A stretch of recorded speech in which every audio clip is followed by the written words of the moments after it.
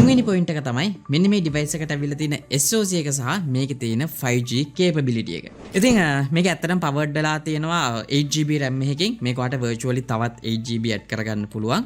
නමුත් මම හැමදාම කියනවා මේකේ ඉන්නේ physically 8GB RAM එකක්. ඒ වගේම 128GB storage එකකුත් මේකේ බලා ගන්න පුළුවන්.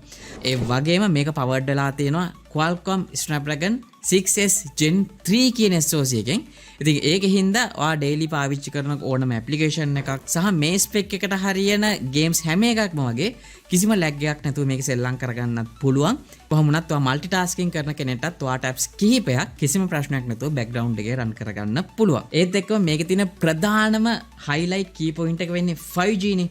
ඔව් මේකේ 5G bands 13ක් බලා ගන්න පුළුවන්. ඒකින් ඔයාට සෑහෙන හොඳ mobile network speed එකක් ලබා ගැනීමේ හැකියාවක් තියෙනවා. ඉතින් ඔයාලගේ පැත්තේ 5G වැඩ කරනවා නම් budget segment එකේ තියෙන 5G bands ටිකක් වැඩි smartphone එකක් හොය හිටියා නම් ඔන්න ඔයාලට තමයි මෙන්න මේ Moto G45 5G කියන device එක හදලා තියෙන්නේ. ඉතින් ඔයා ළඟම තියෙන අබන් showroom එකට හරි බලෙලත් අලිවි නියෝජිතයන්ගෙන් ඔයාලට මිලදී ගැනීමේ හැකියාවක් තියෙනවා. කොහොම වුණත් මේක 5G device එකක් ඉඳලා ඔන්න future proof device එකක් විදිහට මේක recommend කරන්න පුළුවන්.